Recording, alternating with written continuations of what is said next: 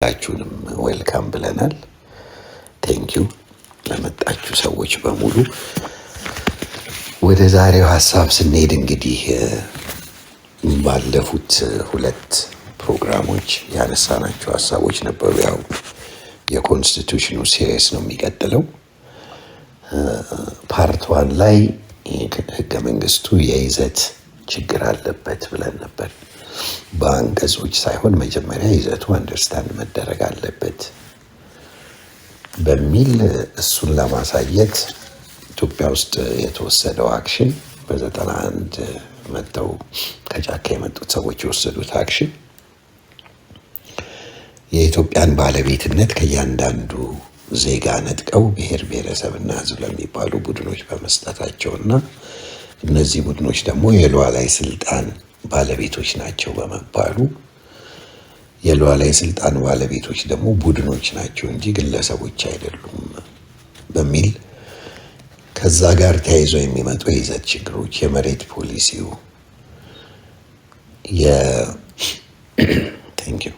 የመሬት ፖሊሲውን የፌዴሬሽን ምክር ቤት ህገ መንግስት የመተርጎምን ስልጣንና የመገንጠል ጥያቄ ከዛ ጋር ተያይዘው ሲታዩ ብቻ ሴንስ እንደሚሰጡና አዲሲቱ ኢትዮጵያ የሚለው ኮድ ወርድ እንደሆነ ኢትዮጵያን ጨፍልቀን አፍርሰን አዲስ ኢትዮጵያ ገንብተናል እና እያንዳንዳችን እዚህ ቤት ውስጥ ያለነው ሰዎች ኢትዮጵያዊ ነን ልንል የምንችለው እነዚህ ከአዲሲቱ የኢትዮጵያ ባለቤቶች አዲስ ባለቤቶችም ተፈጥረውላቸዋል ብሔር ብሔረሰቦችና ህዝቦች ከሚባሉት ውስጥ አንዱ በመሆናችን እንጂ የዛ አገር ዜጋ በመሆናችን አይደለም በሚል የይዘቱን ችግር ለማሳየት ሞክረን ነበር። ፓርቱ ላይ የዚህ የይዘቱ ችግሩ ምንጩ ደግሞ ይህንን ህገ መንግስት ይዘውት የመጡት ቡድኖችና ግለሰቦች አንታይ ኢትዮጵያን ስቴት አመለካከት ያላቸው ሰዎች መሆናቸውን የገብሩ አስራትን መጽሐፍ መሰረት አድርገን ህገ መንግስቱን በረቂቅ ደረጃ ከቻርተሩ በፊት በዋና ሀሳቦች ላይ በፍሬ ነገሩ ላይ ተስማሙት ቲፒኤልኤፍ፣ ኦኤልኤፍ እና ኢፒኤልኤፍ ሶስቱም ኤልኤፍ የሚል የሊበሬሽን ፍሮንት መሆናቸውና በጊዜው በያዙት አቋም ደግሞ አንተ ኢትዮጵያን ስቴት ወይም ኢትዮጵያን ኢምፓየር ናት የሚል አስተሳሰብ ያላቸው ወይም እሱ ባረቀቁት ሰነድ ላይ ተመስርቶ የመጣ ቻርተር ከቻርተሩም ወደ ህገ መንግስቱ የሄደው የይዘቱ መንሻፈፍ ዋና ምንጩ አንታይ ኢትዮጵያን የሆኑ ወይም ጸረ ኢትዮጵያ የሆኑ ቡድኖች ስላረቀቁት ነው የሚል ነው። ፓርት 1 እና ፓርቱ ላይ የተወያየ ፓርቱን ስንጨርስ ዛሬ የምናየው ምንድን ነው? እነዚህ አንታይ ኢትዮጵያን የሆኑ ኤሌመንቶች የተጠቀሙት መንገድ የፋሽስት መንገድ ነው፣ የኮሎኒያሊስት መንገድን ነው። ከኮሎኒያሊስት የወሰዱትን ሜቶዶሎጂ ኮሎኒያሊስቶቹ ዲዛይን ያደረጉትን ሜቶዶሎጂ ኢትዮጵያ ውስጥ የተወለዱ አንታይ ኢትዮጵያን የሆኑ ፎርሶች አፕላይ አድርገውታል። ኮንሴፕቱን ብዙን የወሰዱት ከነዚህ ከኮሎኒያሊስት አመለካከት ነው የሚል ነበርና ዛሬ እሱን ለማሳየት ነው የምንሞክረው ማለት ነው። የኮሎኒያሊስት አመለካከት በሂደት እንግዲህ ከኮንስቲቱሽኑ ወደ ላይ ስንወጣ ቻርተሩ ጋር ከቻርተሩ ወደ ላይ ስንወጣ ሰናፌ የነበረው የቻርተሩ ረቂቅ መለስ ሌንጮና ኢሳያስ የተስማሙበት ገብሩ አስራት ላይ ያነበብነው። ከዛ ወደ ላይ ስንወጣ የቲፒኤልኤፍ ማኒፌስቶ፣ ከዛ ወደ ላይ ስንወጣ የባረን ፖርቻስካ የሮማን ባረን ፖርቻስካ the powder of barrel የሚለው በ1935 የታተመው የተጻፈውና በብዙ ቋንቋ የተተረጎመው በአውስትሮ ጀርመን የሆነው የናዚው ባረን መጽሐፍ ጋር ይወስደናል። ያ ደግሞ ጠቅለል አድርጎ ወደኋላ ሲወስደን ኢትዮጵያ ለምን በዌስተርኖች ጥርስ ውስጥ ገባች የሚለውን ነገር ለማየት ይረዳናል ማለት ነው እና በዛ መልኩ ነው የምንሄደው ዛሬ። having said that ከላይ ፒን የተደረገው የባረን መጽሐፍ ነው፣ ፒዲኤፍ ቨርዥኑ ነው። እሱን ብትከፍቱት ደስ ይለኛል፣ ወደዛ ስለምንሄድ ማለት ነው። ኦኬ ሶ ኮሎኒያሊስቶቹ ኢትዮጵያን የጠሉበት ዋናው ምክንያት ምንድን ነው ከሚለውን ጀመር። ለምንድን ነው ኢትዮጵያ በዌስተርን ኮሎኒያሊስት ችግር ውስጥ የገባችው የሚለው የ1896 አድዋ ጦርነት ነው። አድዋ ላይ ከተሸነፉ በኋላ አብዛኞቹ ዌስተርኖች ኢትዮጵያ ላይ ያላቸው አመለካከት ጥሩ አይደለም። እንደ ሀገር ይሄ ሀገር በዚህ ከቀጠለ ትልቅ ችግር ውስጥ ይከተናል የሚል አመለካከት ውስጥ የደረሱት አድዋ ጦርነት ላይ በመሸነፋቸው ነው። ያ አድዋ ላይ በመሸነፋቸው ደግሞ በሂደት ኢትዮጵያን ማፈራረስ አለብን ብለው ነው ያሰቡት። ራሳቸው ኢትዮጵያኖች ራሳቸውን ማስተዳደር የለባቸውም። ነፃ ሀገር ሆነው ሊቆዩ አይችሉም። ነፃ ሀገር ሆነው ከቆዩ ነጭን ከምድረ ገጽ ሊያጠፉ ይችላሉ ነው። አሁን እንዴት ነው ኢትዮጵያ ነጭን ከምድረ ገጽ የሚያጠፋው የሚለውን እዚህ መጽሐፍ ላይ ታገኙታላችሁ፣ እናየዋለን ማለት ነው። ስለዚህ ይሄን ሊያደርጉ ስለሚችሉ ማድረግ ያለብን ነገር ምንድን ነው? ኢትዮጵያን ማፈራረስ አለብን። ኢትዮጵያን ለማፈራረስ ደግሞ ስትራቴጂ ያስፈልጋል። ስትራቴጂው ደግሞ ትራይባላይዜሽን ነው። ኢትዮጵያን ትራይባላይዝ በማድረግ ማፍረስ አለብን ነው። ለዚህ ታርጌት ያደረጉት እነዚህን ነገሮች ለማሳካት አንደኛ ኢትዮጵያ ኤምፓየር ስቴት ናት። ሁለተኛው አማራ ታርጌት መደረግ አለበት። ሶስተኛው ሰልፍ ዲተርሚኔሽን፣ አራተኛ ኢትዮጵያ ሰንደቅ ዓላማ፣ ከዛ ቀጥሎ ደግሞ የፓን አፍሪካኒዝም ሙቭመንት ነው። እነዚህ በሙሉ መጽሐፍ ውስጥ እናያቸዋለን እና የተዋህዶ ቤተክርስቲያንም አብሮ ተካተውበታል።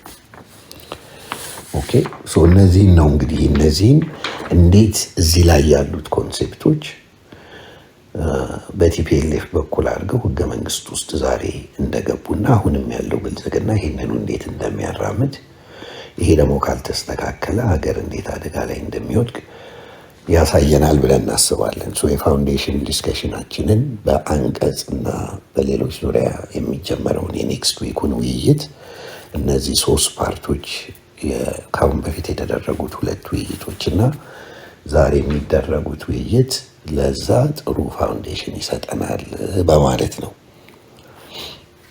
ኦኬ ሶ ምን ይላል ሮማን ባረን ፖርቻስካ የአውስትሪያን ሃንጋሪው ባረን ኢትዮጵያ ውስጥ 2 ዓመት ተኩል በላይ ቆይቷል። ኢትዮጵያ በነበረበት ጊዜ ኢትዮጵያ ውስጥ የነበሩትን ፎሬነሮች በተለይ አውሮፓውያኖች ሪፕሬዘንት የሚያደርግ ሎየር ነበረ፣ ባሪስተር ይሉታል በዛን ጊዜ እና ጸረ ኢትዮጵያ የነበረው አመለካከት ነው።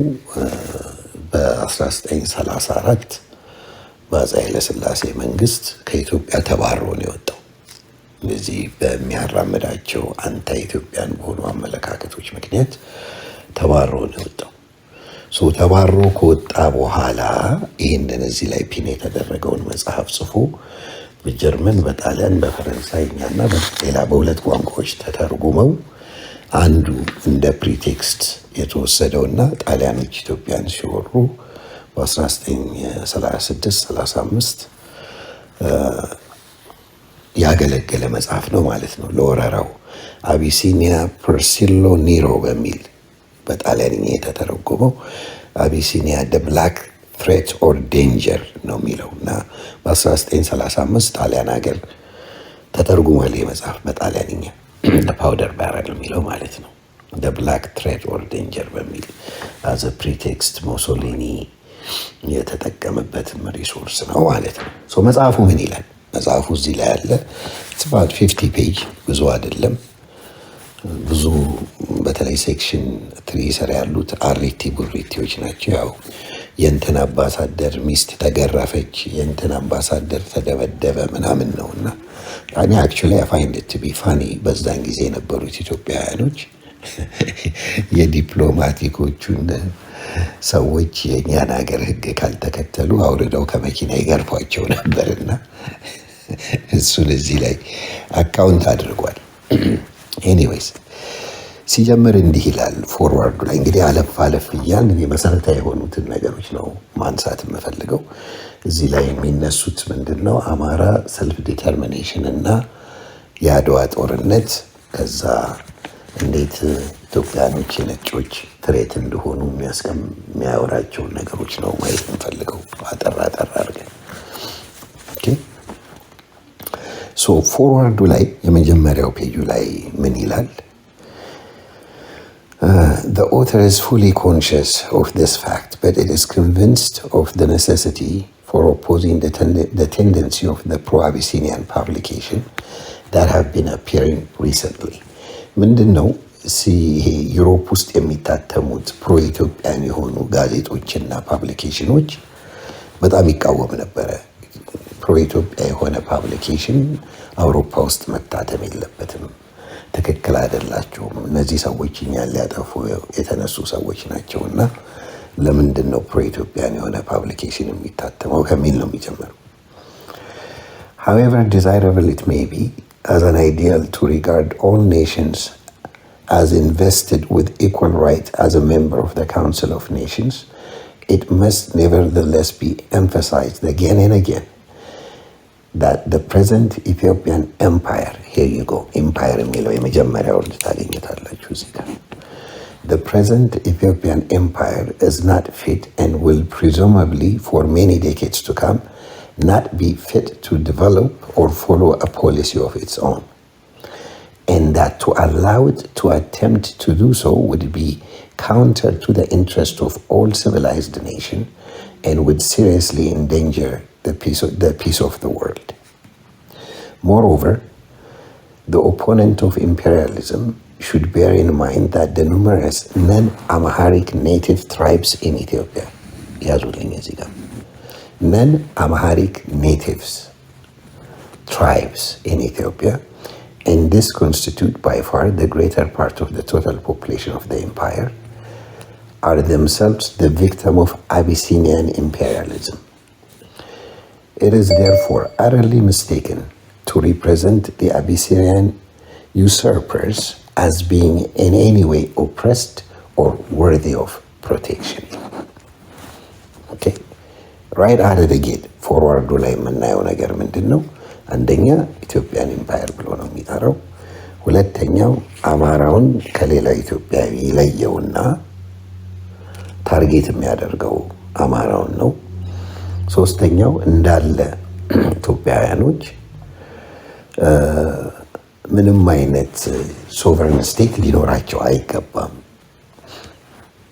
እና they're not worthy of protection. Abyssinian usurpers ነው የሚላቸው እንደውም ጭራሽ ሲጀምር። ከዛ ወረድ ይልና ዋትስ ጎይንግ ኦን ኢን አቢሲኒያ የሚል ሴክሽን ስር እንግዲህ ዘለል እያን ዋና እንዳልኳችሁ ኪ ተርሞቹን ነው ሃይላይት ማድረግ እንፈልገው። መጽሐፉን በራሳችሁ ጊዜ አንብቡት። ዋትስ ጎይንግ ኦን አቢሲኒያ በሚለው ስር in this struggle the attacked are all colonial powers in Africa without exception. በዚህ በአቢሲኒያን በኢትዮጵያኖችና በኮሎኒያሊስቶች በኩል የሚደረገው ትንቅንቅ ሁሉንም ኮሎኒያል ፓወር ከአፍሪካ ጠራርጎ ለማውጣት የሚደረግ ትንቅንቅ ነው። ስለዚህ ኤክሲስተንሻል ትሬት ናቸው ነው የሚለው ኢትዮጵያኖች። The young Abyssinian movement, which is aided and abetted by the government, is systematically working up and fostering hatred of the white people in all sections of the population, exploiting to the full knowledge and skill which an indulgent attitude on the part of the European races has put in their hands. The application of European method of education to the colored people is bearing tragic and dangerous fruits, more particularly in the cases in which the natives are not under the rule and control of white people, but have a free hand to conceive and follow up any federal policy to which their position as a sovereign native state entitled them. አንደኛ የዩሮፒያን ኤጁኬሽንን ለነዚህ ሰዎች ማስተማር ዩሮፕ ሄደው አፄ ኃይለ ሥላሴ ጥሩ ተማሪዎች ሰብስበው ዩሮፕ ልከዋልና ዩሮፒያን ሜተድ ኦፍ ኤጁኬሽንን ለእነዚህ ሰዎች መስጠት ቤሪንግ ትራጂክ ኤንድ ዴንጀረስ ፍሩት ይላል። ምክንያቱም እነዚህ ሰዎች በኮሎኒያል ፓወር ኮንትሮል ስር ካልሆኑ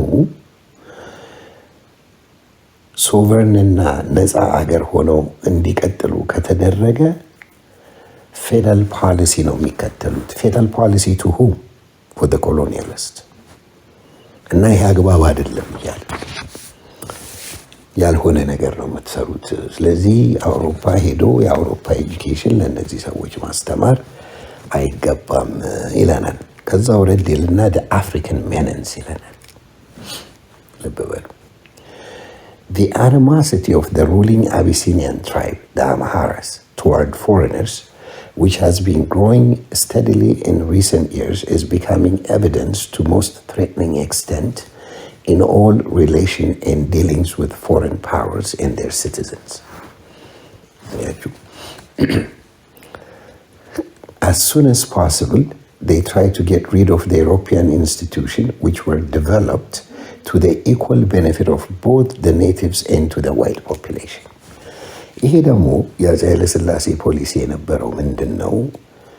እነዚህ ያንግ አቢሲኒያንስ እነሱ የሚሏቸውን ውጭ ሀገር አንድ መስሪያ ቤት ኢትዮጵያን ኤርላይንስ ሲመሰረት በቲደብሊው ነው የተመሰረተው።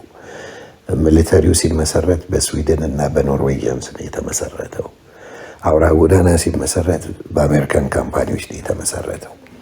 ግን እነዚህ በኮንትራት ይመጡና ያንን ኢንስቲትዩሽን ቢልድ አድርገው ኢትዮጵያኖች ውጭ ሀገር ሄደው ትምህርት ተምረው ሲመጡ ኢሚዲየትሊ አሲስታንት ማኔጀር ሆነው ነጮቹ ስር ይገቡና የነጮቹ ኮንትራት ሲያልቅ ነጮቹ ወደ ሀገራቸው ሄደው ኢትዮጵያኖች ያንን ኢንስቲትዩሽን ራን ያደርጉታል ማለት ነው። ለዚህ ነው በአፄ ኃይለሥላሴ ጊዜ ብዙ የራሳችን ኤርላይንስ ያለን፣ የራሳችን ማሪን ትራንዚት ያለን፣ የራሳችን ባንክ ያለን፣ የራሳችን ትምህርት ቤቶች አሉን። ከሌሎች አፍሪካኖች በተለየ ኢትዮጵያኖች ራን የሚያደርጓቸው እነዚህ ኢንስቲትዩሽኖች ተልከው ተምረው በመጡ ኢትዮጵያኖች ቶሎ ቦታ ይወሰድና ኮንትራታቸው ሲያልቅ ነጮቹ ስለሚባረሩ ነው። ይሄ ብቻ ሳይሆን ኮንትራት ደግሞ የሚሰጠው ምንድን ነው? ለፈረንሳይ፣ ለእንግሊዝ እና ለጣሊያን ትንሽ ኮንትራት ነበር የሚሰጠው ትሬድ ስለሆኑ። በዛን ጊዜ የነበረው ፎሬን ፖሊሲ ሊት ስማርተር እና እነዚህ ስካንዲኔቪያን ካንትሪዎችን ለብሬጅ ያደርጓቸው ነበር። ሊግ ኦፍ ኔሽን ውስጥ የሌሉትን ማለት ነው፣ ባላንስ ለማድረግ ፓወሩን አባቶቻችን።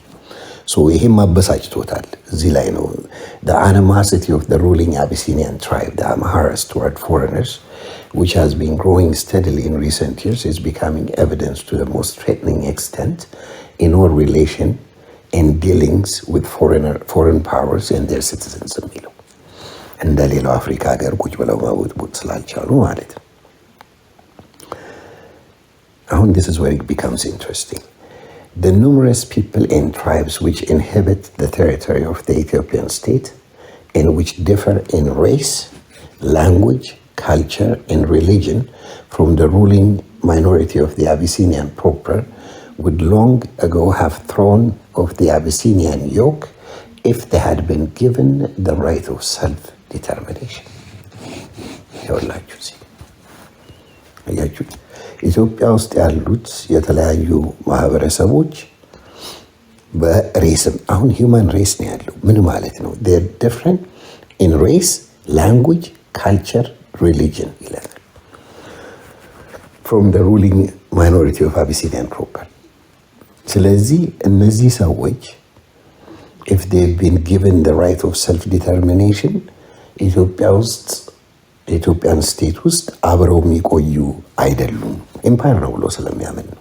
ለዚህ ትራይባላይዜሽኑ ሰልፍ ዲተርሚኔሽን የሚለውን ስሙልኝ እዚህ ጋር። እነዚህ ቋንቋዎች ዲስ ሆል እሳቤዎች በኋላ ህገመንግስቱ ውስጥና ቲፒኤልኤፍ ማኒፌስቶ ውስጥ እንዴት እንዳሉ እናያቸዋለን። ግን ምንጫቸው ይሄ እንደሆነ እንድታዩት ስለምፈልግ ነው። የተቀዱ ናቸው። not original thoughts. ኦኬ እና እዚህ ጋር ምን ይላል? They have thrown off the Abyssinian yoke if they had been given the right of self-determination ካለ በኋላ Instead, they are being forcibly kept cut off from European influences and from the advantages that progressive colonization could confer upon the country.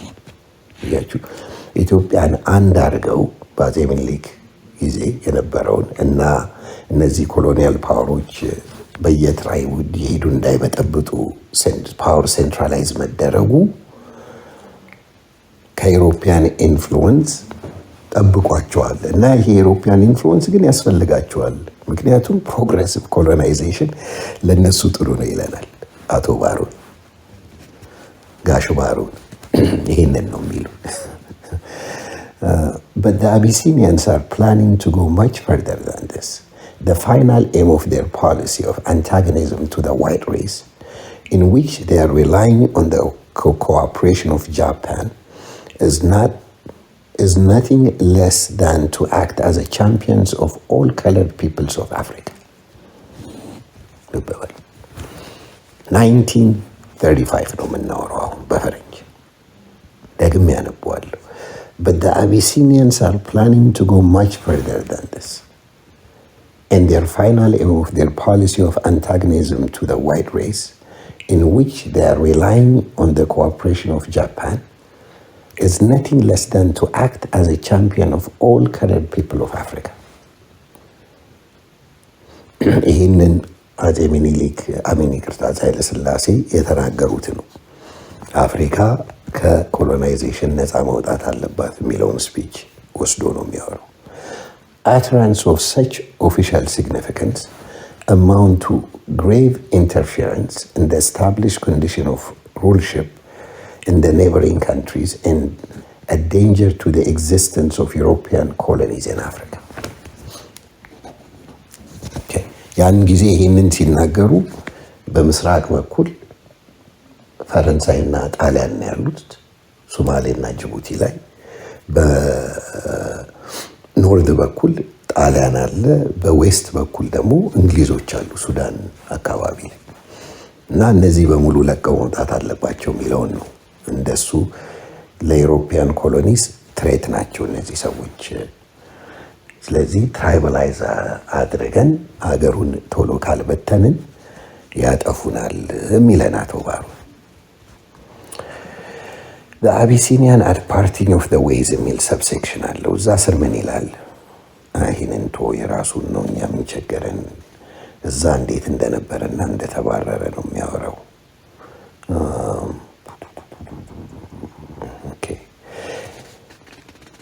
The literature dealing with Abyssinia ይላል ከታች እንደዚህም የሚል ሴክሽን አለው። Subsequent to Ethiopia's pact with Japan, እንግዲህ ኢትዮጵያ ከጃፓን ጋር አንዱ የነበረው ውሳኔ በኢትዮጵያ አድሚኒስትሬሽን ያን ጊዜ ምንድን ነው ጃፓን እንዴት ሰለጠነች የሚል ብዙ ውይይትና ዲስከሽን እና ሪሰርች ይደረግ ነበር። በጣም አትራክት ያደረጋቸው በዛን ጊዜ ኢትዮጵያን ይመሩ የነበሩ ሰዎች ምንድን ነው ጃፓን ባህሏን፣ ቅርጿን፣ አልፋቤቷን፣ ታሪኳን፣ ቋንቋዋን እንደያዘች አውሮፓ የደረሰችበትን ስልጣኔ ሳይንስና ቴክኖሎጂን አዳፕት ማድረግ ችላለች። ስለዚህ ኢትዮጵያም ልክ እንደ ጃፓን ባህሏን፣ ቅርጿን፣ ቋንቋን፣ አልፋቤቷን ይዛ ሳይንስና ቴክኖሎጂ መማር አለባት፣ መድረስ አለባት የሚል አፕሮች ነበረ፣ ፖሊሲ ነበረ እና ለዛ ተብሎ 4.2 ሚሊዮን ሄክታርስ ኦፍ መሬት ለጃፓኒዎቹ ተሰጥቶ ጃፓን እና ኢትዮጵያ ሮያል ፋሚሊዎችም እንዲጋቡ ተደርጎ ከጃፓን የነሱን ልምድና ኤክስፒሪየንስ ወደ ኢትዮጵያ አምጥተው ኢትዮጵያን ለማልማት ስምምነት ላይ ተደርሶ ነበር። ይህን ስምምነት ያፈረሱት እንግሊዝ፣ አሜሪካ እና ጣሊያን ናቸው እና ስለዛ ነው የሚያወራው ጃፓኖችን። Subsequent to Ethiopia's pact with Japan, the tendency of the imperial Ethiopian government to oppose the economic penetration of Abyssinia by the European power is becoming constantly more hostile in character. And there is therefore no time to be lost in taking the necessary step to bring Abyssinia to reason again. If necessary, Italy will have to adopt energetic measures. This is code word. ኤነርጄቲክ ሜጀርስ ማለት ወረራ ነው። If necessary, Italy would have to adopt energetic measures, in which case it will act on its own responsibility, but only after consultation with other two signatories of the London Convention of 1906. የለንደን ኮንቬንሽን 1906 ላይ ፈረንሳይ፣ ጣሊያን እና እንግሊዝ የተግባቡት ነው። ኮሎናይዝ አድርገው አፍሪካን ከተከፋፈሉ በኋላ የገቡት ቃል ኪዳን አለ። ስለዚህ ያንን እነሱን ኮንሰልት አድርጋ ኢትዮጵያኖችን መውረር አለባት እያለን ነው። ይቀጥላል። A black book of Abyssinian assault ይለናል። Every Abyssinian has a deep-rooted conviction of the superiority of the Abyssinian soldier and army over the armies of the European colonizing power, whose importance, size, and population the average Abyssinian has but the vaguest conceptions. And this conviction is strengthened, of course, by the memory of the Battle of Adwa. Every Abyssinian, እያንዳንዱ ኢትዮጵያ ዲፕ ሩትድ ኮንቪክሽን ኦን ዘ ሱፔሪዮሪቲ ኦፍ ዜር ሶልጀርስ ጠላት መጥቶ አያወረንም የሚለው እንኳን ያን የተዋጉት እኛም ብዬ እየተጫወትን ያደግነው ሰዎች ይሄ ወኔ አለ። ወኔ የሌለው የሀገር ሸክም ነው የሚለው እኮ አዲስ አበባ ሰው ወዶ አይመስላችሁ። ወኔው አለ እና የሚያበሳጨዋል። ይሄ ዲፕ ሩትድ የሆነው ኮንቪክሽን ማንም የፈለገ አርሜ ቢኖረው፣ ታንክ ቢኖረው፣ ሚሳይል ቢኖረው ኢትዮጵያን አይቆጣጠርም፣ እናሸንፋለን የሚለው ነገር ያበሳጨዋል። ግን ምን ይለናል? This convention is strengthened of course by the memory of the Battle of Adwa ነው የሚለን። ለዚህ ይሄ ሜሞሪ ሬስ መደረግ አለበት እያለን ነው። አንዱ መሰበር ያለበት ሜሞሪ ነው። ይህን ኮንቪክሽን፣ ይህን ዲፕ ሩትድ የሆነውን ነገር ከነሱ ውስጥ ማውጣት አለብን ይለናል ባሮን። The foundation of Ethiopian Empire, Section 1. In an article in the Evening Standard, London, February 1935, Evenly Walks asked, what right Europeans interfere in the affairs of Abyssinia? And gives the answer that is the greater part of the territory of the so-called Ethiopian Empire. The Abyssinians are just as much foreigners. Justification on somehow. The Abyssinians are just as much foreigners and are the Italians. The empire of the Negus had been built up by conquest and forcible annexation. Emperor Menelik, here you go, Emperor Menelik established his rule over the peoples and tribes differing entirely from each other in race, religion, and history. The Italians thus had as much right to the rulership of Ethiopia as Abyssinians.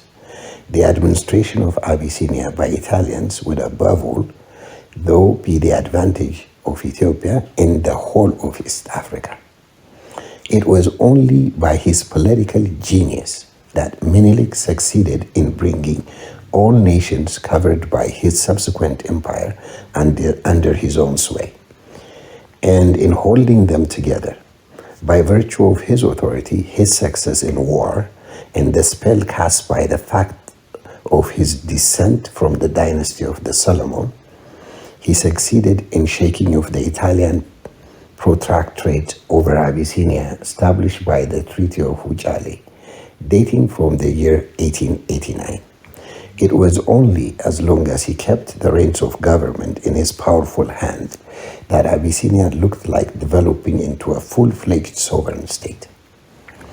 The convention concluded in London in 1906 by Grey Cambon and Sangualino in the names of Great Britain, France, and Italy bound the contracting parties to respect the neutrality of the country as long as the status quo lasted. That is to say, as long as Ethiopia remained in an ordered state on a friendly terms with the European powers. In the event of internal upheaval or other disturbance from the established condition in Abyssinia, the parties of the convention were to take concerted action. እንግዲህ የሚለን አጼ ሚኒሊክ እስካሉ ድረስ እና ለኢሮፒያን ፓወር እስከተመቸ ድረስ ነው እንጂ አጼ ሚኒሊክ ከሌሉ ወይም ኢሮፒያን ውስጥ ኢትዮጵያ ውስጥ ያለ ኢንተርናል አፒቨል ካለ የ1909 የ06ቱ የፈረንሳይ የእንግሊዝና የጣሊያን ስምምነት አክቲቬት ማድረግ ይችላሉ ነው የሚለው። ያንን ኢትዮጵያ ፍሪ ስቴት ነች፣ ሁላችንም ልንቀራመታት አይገባም የሚለው ስምምነት ሪቪዚት ሊደረግ ይገባል። the condition has changed ያለን። the country was partitioned into the following sphere of interest እንዲህ ይላል እንግዲህ እነሱ በ1906 የተስማሙት ፈረንሳይ፣ ጣሊያንና እንግሊዝ። ብሪቲሽ እንግሊዞች የሚወስዱት ማለት ነው። ሌክ ጣና with the whole of the country containing the source of the Blue Nile in the western part of Abyssinia. French, the country behind the French colony of Somaliland, the Sultanate of Usa and the district of Harar, and the Franco-Ethiopian Railway, including a belt of country on each side of the track. Italy, the whole of the territory behind the colonies of Eritrea and Italian Somaliland, and the country to the west of Addis Ababa connecting the two territories. የተስማሙት ነው። መሀሉን ደግሞ ጀርመኖች አሉ። እሱን ሌላ ጊዜ እናየዋለን። አሁን ኦሮሚያ የሚለውን ላንድ ጀርመኖች ናቸው ዲዛይን ያደረጉት እና የጀርመን ማፕ ነው። ጀርመን ደግሞ ያይገባኛል ብሎ የመጣበት ይቀጥልና ሴክሽን የትኛው ላይ ነው? ይሄኛው under the foundation of Ethiopian Empire የሚለው ስር Amharic minority amounting to about 20% of the total population, which nominally rules all peoples living in the Ethiopian Empire, keeping them under its yoke as far as its strength and influence allow in a state of slavery. The greater part of the non-Christian tribe in Abyssinia have no more burning desire than to be freed from the tyranny of the Amharas. If they could vote freely, they would certainly prefer European protectorate with the prospect of progress under ordered and settled conditions to their present life under the oppression of harsh and universally hated extortionists and slave drivers. Extortionists and slave drivers, sorry. Okay. ልብ በሉ እንግዲህ ታርጌት የሚደረገው ፕሮቴክት የሚያደርጓቸው አማራዎች ናቸው። እነሱ ደግሞ ኮሎናይዘር ናቸው፣ አይፈልጉም ሌሎቹ። ስለዚህ ከአማራዎቹ ስር ብናወጣቸው የኮሎናይዜሽን ይዞ የሚመጣውን አድቫንቴጅ ይፈልጋሉ ነው የሚለን አቶ ባሮን። The mixed tribunal special and jurisdiction by consular tribunals የሚል ሴክሽን አለው። እዛ ስር ደግሞ ምን ይለናል? The task of opening up the country ይሄ መጨረሻው ነው። The task of opening up the country could be accomplished not so much by military operation as by constant efforts toward establishing a friendly understanding with the border tribes የሚላቸው ፕሪፈሪ ላይ ያሉትን ማለት ነው። And by proclaiming development free of all barbaric oppression under the rule of the native chiefs. አያችሁ፣ ይህ ነው ኤሰንሱ። እንግዲህ ሪሊ እንደው ጨመቅ ተደርጎ እንዳለ ሲታይ መጽሐፉን ብታነቡት ደስ ይለኛል ሙሉውን። It's very fascinating ከነሱ አይን ስታዩት። እነዚህ ጥቁርን ያጠፋሉ ላላቸው ሰዎች ግን እንደ ሶሉሽን አድርጎ ያስቀመጠው ምንድን ነው? The solution የሚለን is the tribalization of Ethiopian politics for the purpose of divide and destroy. For Chaska was the first ever to have spoken of self-determination as the most handy instrument for the dismemberment of the Ethiopian state. ምን በማለት እንዲህ ይላል፣ ኮት ላድርግላችሁ። The numerous people in tribe who inhabited the territory of the Ethiopian state, and which differ in race, language, culture, and religion from the ruling minority of the Abyssinian proper, would long ago have thrown off the Abyssinian yoke if they have been given the right of self-determination. So, ምን አለ እንግዲህ እዚህ ላይ ያየነው ኤምፓየር፣ አማራ፣ ሰልፍ ዲተርሚኔሽን፣ የአድዋ ጦርነት፣ ዋይትን ልናጠፋ የተነሳ ዋይት ማጥፋት ማለት በእነሱ ከአፍሪካ ውስጥ ኮሎናይዜሽን ይውጣ ማለት ነጮችን ለማጥፋት የመጣ ሀሳብ ያደረው ነው የሚወስዱት። እኛ ፓን አፍሪካኒዝም የምንለው መሀል ላይ ስለ ቤተ ክርስቲያኑ ያወራል። ኦኬ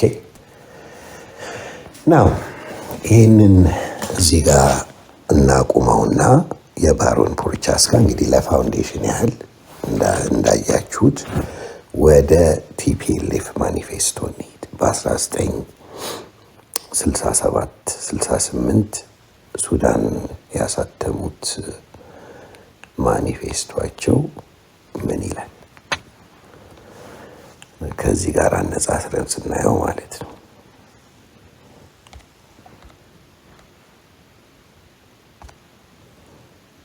ፒን አድርጌላችኋለሁ ከላይ ነው፣ አልቀየርኩትም። ሶሪ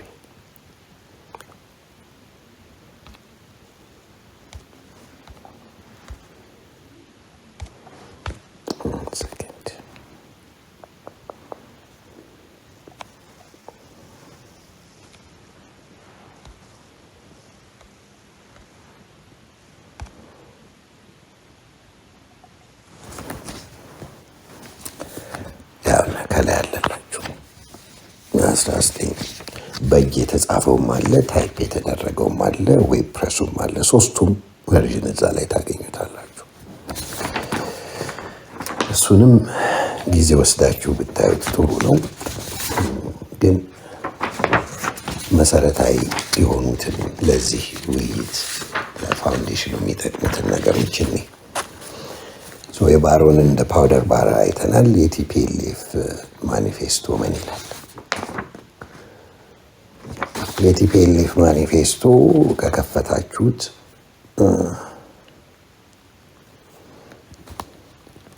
እንዲህ ይላል። ሲጀምር መጀመሪያ ላይ ይህ መጽሔት የትግራይ ህዝብ ሀቀኛ ወኪል የሆነው የትግራይ ህዝብ ነፃ አውጪ ድርጅት ተሃት መግለጫና የትግሉ መመሪያ ነው። የትግራይ ህዝብ ማለት ይለናል በትግራይ ውስጥ የሚኖሩትንና በተለያየ ምክንያት ከትግራይ መሬት ውጭ የሚኖሩትን ህዝቦቿ በሙሉ ያጠቃለለ ነው። ትግርኛ ተናጋሪዎች፣ አፋር ወይም ጠልጣል፣ አገው፣ ሳሆ፣ ኩናማ ወዘተ የትግራይ መሬት በደቡብ አለውና በሰሜን መረብ ሲያካልሉት በምዕራብ በኩል ደግሞ ወልቃይትና ጸለምትን ያጠቃልላል ይላል። ይህ ጫካ ሆኖ ነው እንግዲህ የጻፉት። በአፄ ዮሐንስ ዘመን መንግስት ኃይሏ በርትቶ በአካባቢዋ የነበሩት ነገስታት በቁጥጥሯ ስር አውራ ነበር። ትግራይ ነች እንግዲህ። ይሁን እንጂ አፄ ዮሐንስ ከሞቱ በኋላ በዳግማዊ ምኒልክ አማካኝነት ትግራይ በሸዋው ማዕከላዊ ግዛት ስር ወደቀች። ከዚህ ጊዜ በኋላ ነው የአማራው መሳፍንት ቡድንና ልብ በሉ እንግዲህ የአማራው መሳፍንት ቡድንና ከተከታዮቹ የትግራይን ነፃነት ገፈው የህዝቧን አንድነት ያናጉት። ግልጽና ስውር በሆኑ ዘዴዎች፣ ሸዋዊ ዘይቤዎች የትግራይ ህዝብ በድንቁርና በበሽታ በረሃብ አዘቅት ውስጥ እንዲሰምጥ ያደረጉት። በተለይም ትግሬነቱን በፍጥነት እንዲክድና ያለ ውድ በግድ አማራ ለማድረግ ያልሞከሩት ዘዴ ባይኖርም መሬቱ ተቆራርሶ ስለተወሰደበትና የተደራረበ ጭቆና ስለደረሰበት አገሩን ጥሎ ተሰደደ።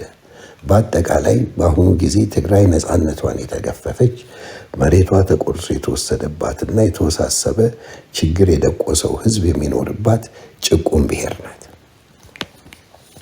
ሐመሩሃ ብሔራዊ ተጽዕኖ በህብረተሰባዊነት ርዕዮተ ዓለም የብሔሮች ጥያቄ በሚከተለው መንገድ ይፈታል። ሌኒንን ኮት ያደርጋሉ። እዚህ ጋር ተተርጉሞ እንዲህ ይላል። አሁን this is very telling ልብ በሉ። የብሔሮች የራስ እድልን ራስ መወሰን ማለት እዛ ጋር ባሮን ሰልፍ አድሚኒስትሬሽን የሚለንን ነው። እዚህ ደግሞ በሌኒን ሲፈቱት ስሙ የብሔሮች የራስን እድል በራስ መወሰን ማለት ተጨቋኝ ብሔር ከጨቋኝ ብሔር የፖለቲካ መገንጠል አደጋ ነፃ የሆነ የራሷ መንግስት ማቋቋም ማለት ነው። የራስን እድል ራስ የመወሰን መብት የሚፈልጉትን መገንጠልን ያበረታታሉ ብሎ መኮንን የመፋታት መብትን የሚደግፉትን ቤተሰባዊ አንድነትን ያላላሉ ብሎ እንደ ወንጀል የሚቆጠር የማጭበረባያና የሞኝ አነጋገር ነው። ከዕለታዊ ተግባራቸው ጭቁን ህዝቦች የጂኦግራፊና የኢኮኖሚ መተሳሰር፣ የሰፊ ሀገር ሰፊ ገበያ ጥቅም በሚገባ ያውቁታል። ስለዚህ ወደ መገንጠል የሚያመሩት ብሔራዊ ተጽዕኖ ባስከተለው የብሔሮች ቅራኔ ምክንያት በአንድነት መኖር በጭራሽ የማይቻል ሲሆን ወይም ሆኖ ሲገኝና የኢኮኖሚ መተሳሰር እንቅፋት ስለሚሆን ወይም ሆኖ ሲገኝ ብቻ ነው። በዚህ ጊዜ የከበርቴዎች አንድነትና የመደቦች ትግል ነፃነት በበለጠ ሊካሄድ የሚችለው በመገንጠል ብቻ ነው። የራስን እድል በራስ የመወሰን መብት መንፈግ ማለት የጨቋኟ ብሔር ጥቅምን ማስጠበቅ ማለት ነው። ሌኒን ይላል ከታች። በተጨማሪ ሌኒን የመገንጠልን አስፈላጊነት ሲገልጽ የህብረተሰብ በመደብ መከፋፈልን ለማጥፋት የተጨቋኙ መደብ አምባገነንነትን እንደሚያስፈልግ ሁሉ የማይቀረው የብሔሮች መዋሃድ ሊገኝ የሚችለው መሸጋገሪያ በሆነው የብሔሮች ነፃነት ማለትም የብሔሮች መገንጠል መብት ሙሉ በሙሉ ሲኖር ብቻ ነው ይላል። እንግዳውስ በዚህ መልክ ይለናል። የአማራ ብሔር በትግራይ ህዝብ ላይ ለምታደርገው ተጽዕኖን እንመልከት። በኢትዮጵያ ያሉት ጭቁን ብሔሮች በተለይ ብሔረ ትግራይ በጨቋኝ የአማራ ብሔር የሚደርስባቸው ተጽዕኖ ከጊዜ ወደ ጊዜ እየጎላና እየተባባሰ በመሄዱ በብሔሮች መካከል አለመስማማትና መጠራጠርን አስከትሏል። ይህ በመሆኑ የኢትዮጵያ ጭቁን ህዝቦች በሙሉ በአንድነት ሆነው መደባዊ ትግልን ለማካሄድ ከማይችሉበት ደረጃ ደርሷል። በተለይ በጊዜው እየከረረና እየተባባሰ በመሄድ ላይ ባለው የብሔሮች ቅራኔ ምክንያት የጨቋኝና የተጨቋኝ ብሔሮች ሶሻሊስቶች በዚህ ጉዳይ ላይ አስፈላጊ የሆነ ውይይት፣ መረዳዳት፣ ሀቀኛና ጠንካራ የሆነ አንድ አይነት አቋም ሊይዙ አይችሉም። ይህ ሊሆን የቻለው የብሔረ አማራ ሶሻሊስቶች ትምክህተኞችና አድርባዮች ሆነው ስለሚገኙ ነው። በተራማጅ መካከልና በጭቁን ህዝቦች መካከል ያለው መለያየት ለመንግስቱ ጥሩ አጋጣሚ ሆኖለት እድሜውን እንዲያራዝም ረድቶታል። ስለዚህ ጭቁን ብሔሮች ከብሔራዊ ተጽዕኖና ከማንኛውም አይነት ብዝበዛ ነፃ ለመውጣት መደባዊ መልክ ያለው ብሔራዊ የትጥቅ ትግል ማድረግ ሀቀኛና ትክክለኛ ሆኖ እናገኘዋለን። ብሔረ ትግራይም ጭቁን ብሔር በመሆኗ ከላይ የተገለጸውን የአርነት መንገድ መርጣለች። እሺ፣ መፍትሄው ይላል። መፍትሄው ብሔራዊ ትግል ከብዙ ጊዜ ጀምሮ የትግራይ ብሔራዊ ጭቆናና በደል አስቆጥቶ ጭቆናውን በደሉን ከስሩ ለመንቀልና የፖለቲካ የትጥቅ ትግል ሲካሄድ ቆይቷል። በተለይ ከዘመነ ሚኒሊክ ዘመነ መንግስት ጀምሮ ልብ በሉ ቅድም ሰልፍ አድሚኒስትሬሽን ራስን በራስ ማስተዳደር መገንጠልን ከባሮን ወደዚህ ሲመጣ አይታችሁታል በሌኒን በኩል። አሁን ደግሞ አፄ ሚኒሊክ መጥተዋል። እዚህ ጋር አማራንም አይታችሁታል ከባሮን ጋር መጽሐፍ ላይ እንዴት እንደተወሰደ የሀሳቤ ማለት ነው። አሁን ደግሞ እዚህ ጋር ምን ይለናል? ከብዙ ጊዜ ጀምሮ የትግራይ ብሔራዊ ጭቆናና በደል አስቆጥቶ ጭቆናውንና በደሉን ከስሩ ለመንቀል የፖለቲካና የትጥቅ ትግል ሲያካሄድ ቆይቷል። በተለይም ከዘመነ ሚኒሊክ ዘመነ መንግስት ጀምሮ ጸረ ሸዋዊ የመሳፍንቶች ስርዓትና ጸረ ብሔራዊ ተጽዕኖ የሆነ የተደጋገመ ህዝባዊ እንቅስቃሴ ያካሂዷል። ለምሳሌ በወያኔ ጊዜ ጸረ የአማራ ብሔራዊ ተጽዕኖ የተደረገው ዲሞክራሲያዊ የትጥቅ ትግል ምንጊዜም የማይረሳ ነው። ከዛ ዓላማውና ስራው የሚለው ሴክሽን ስር ደግሞ የትግራይ ህዝብ ብሔራዊ ትግል ጸረ የአማራ ብሔራዊ ጭቆና፣ ጸረ ኢምፔሪያሊዝም እንዲሁም ጸረ ንዑስ ከበርቴያዊ ጠጋኝ ለውጥ ነው። ስለዚህ የአብዮታዊ ትግል ዓላማ ከባላባታዊ ስርዓትና ከኢምፔሪያሊዝም ነፃ የሆነ የትግራይ ዲሞክራሲያዊ ሪፐብሊክ ማቋቋም ይሆናል ይላል። አያችሁ ዓላማው ምንድን ነው? ይሄ ሁሉ ትብትብና ምናምን ኢትዮጵያን በታትኖ ትግራይ ሪፐብሊክን ማቋቋም ነው የሚለው። የትጥቅ ትግል ከላይ የተገለጹት ዓላማዎች በስራ ለመተርጎም ትግል በማርክሳዊ ሌኒናዊ ማኦ ሴቱጋዊ ልድገመው ይሄንን ይቅርታ። ከላይ የተገለጹት ዓላማዎችን በስራ ለመተርጎም ትግል በማርክሳዊ ሌኒናዊ ማኦ ሴቱጋዊ ርዕዮተ ዓለም የሚመራ ዘመናዊ የደፈጣ ውጊያ ታክቲክና ስትራቴጂ የተከተለ እንዲሁም ብሔራዊ መንግስት ለማቋቋም የሚተልም በጭቁን የትግራይ ህዝብ የተደገፈ የትጥቅ ትግል ሆኖ እናገኘዋለን።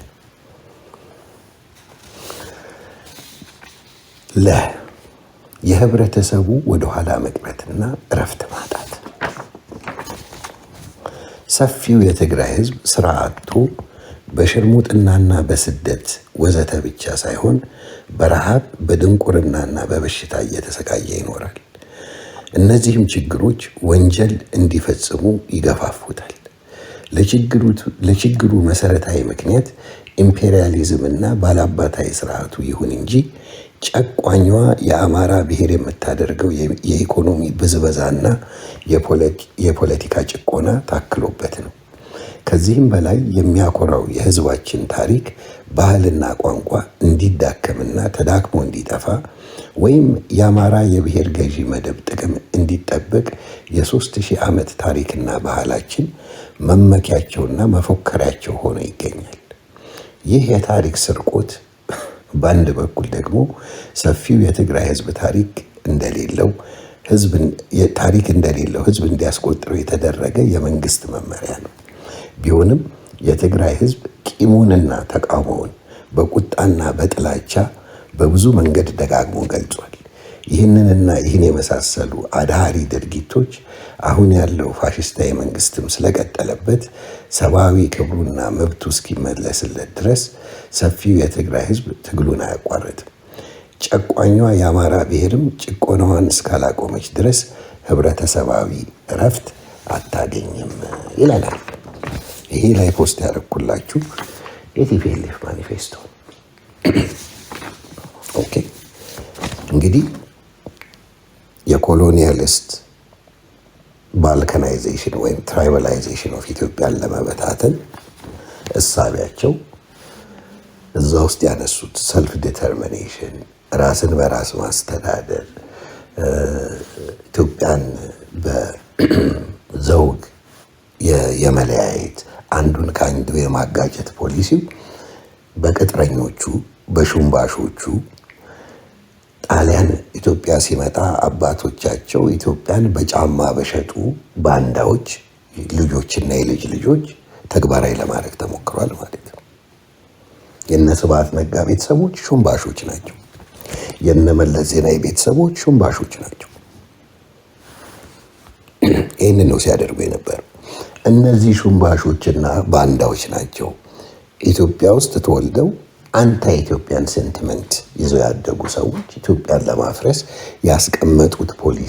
ያስቀመጡትን ፖሊሲ ግን ተግባራዊ ያደረጉት ወይም የተቀረጸላቸው በኮሎኒያል ፓወር ነው። በኮሎኒያል ፓወር የተቀረጸውን ፖሊሲ ነው ይዘው መጥተው ዛሬ በህገ መንግስት ውስጥ ስለ መሬትም ያወራል። እዚሁ ላይ የመሬት ይዞታ የሚለው ስም መሬት መሸጥ መለወጥ የለበትም ይላቸዋል። ብሔር ብሔረሰቦችና ህዝቦች ይላቸዋል። የመገንጠል መብት ይሏቸዋል። ይሄ በ68 የጻፉት ማኒፌስቶ ውስጥ ከላይ ፒን ያረኩላችሁ ውስጥ ያለው ዛሬ ኢትዮጵያ ውስጥ ያለው ህገ መንግስት ውስጥ ሙሉ ተቀምጦ አገሪቷ እንዲህ የምትታመሰው በዚህ በኮሎኒያል ፓወር ዲዛይን በተደረገ ኢትዮጵያን ለመበጥበጥ በተደረገ ፖሊሲና በባንዳ ልጆች ተግባራዊ በተደረገ ፖሊሲ ነው ማለት ነው። በግልጽ እንድናየው የምንፈልገው ይሄን የ1968 ፖሊሲያቸውን ይሁንና ባለፉት 30 ዓመት ኢትዮጵያ ውስጥ ምን ተካሄዱ? ፕሮጀክቶቻቸው ኢትዮጵያን በትኖ ታላቋን በነሱ በኮቴሽን ትግራይ ለመፍጠር ስትራቴጂው ምን ነበር? ከቤጌ ምድር ወልቃይትና ሁመራን መውሰድ፣ ከወሎ ውስጥ ቆቦና ራያን መውሰድ፣ ለማስመሰል በአፋር በኩል ያለ የትግራይ መሬትን ወደ አፋር ማስገባት። ግን ይሄ ታክቲካል ነበር። በሂደት አሰብን ጨምሮ ለኤርትራ መስጠት፣ አሰብን ለማስመለስ ደግሞ የኢትዮጵያን ኃይል ተጠቅሞ ኢትዮጵያኖችን የኢትዮጵያን ሪሶርስ ገብሮ ከኤርትራ ጋር ጦርነት አድርጎ አሰብ ከተመለሰ በኋላ ከቤኒሻንጉል ጀምሮ ከዛ አካባቢ ጀምሮ ነው የሚሄደው። ወልቃይት፣ ሁመራን፣ ራያን፣ ቆቦን አድርገህ አሰብን ይዘህ ከኤርትራ ደግሞ ሸላሎ የሚሉትን አካባቢ ይዘህ ታላቋን ትግራይ መፍጠር ነው የሚለው። ይህም ፕሮጀክት ነው ባለፉት 27 ዓመት 30 ዓመት የሞከሩት ለማስፈጸም። አልተሳካም፣ ከሸፈ። ዛሬ የምናየው ብጥብጥ፣ ዛሬ የምናየው እውታ ከዚህ ከተሳሳተ እሳቤ፣ ከዚህ በጣም መጥፎ አደገኛ ጸረ ኢትዮጵያ ከሆነ እሳቤ የመጣ ስለሆነ ነው። ለዚህ ነው አሁን ያለውን ህገ መንግስት ይዘን ኢትዮጵያን እንደ አገር ወደፊት ማስኬድ አንችልም። ይሄ ለአብይ ደጋፊዎች ነው፣ ወይም ለብልጽግና ደጋፊዎች ነው፣ ወይም ለሀገራችን ብላችሁ የምትሰሩ ሰዎች እንድታዩት ስለሚያስፈልግ ነው። አገራችሁን ለማዳን መጀመሪያ መቀየር ያለበት ይሄ ከኮሎናይዜሽን የመጣው የጸረ ኢትዮጵያ እሳቤ፣ በጸረ ኢትዮጵያ ድርጅቶች የተመሰረተው፣ በጸረ ኢትዮጵያ ድርጅቶች ስምምነት የረቀቀው ፕሪቻርተር፣ ከዛ በቻርተሩ፣ ከዛ ከባህሩን መጽሐፍ ወደ ቲፒኤልኤፍ ማኒፌስቶ፣ ከዛ ቻርተር ረቂቅ፣ ከዛ ወደ ቻርተር፣ ከዛ ወደ ህገ መንግስት የመጣው አንድ አይነት ኢትዮጵያን የማፍረስ ፕሮጀክት ነው። ዛሬም ስልጣን ላይ ያለው ኃይል የሚከተለው ይህንን ኢትዮጵያን ለማፍረስ ያለውን ፕሮጀክት ይዞ ለስልጣን ይጠቅመኛል ስለሚል ብቻ ነው የሚሄድበት እና የህገ መንግስቱ የይዘት ችግር፣ የይዘቱ ምንጭ ደግሞ ተግባራዊ ለማድረግ የተካሄደበት ስትራቴጂ፣ እሳቤዎቹ ከኮሎኒያል ፓወር መጡ የምንልበት ዋናው ምክንያት ይሄ ነው ለማለት ነው። እኔ እዚህ ላይ ላቁም።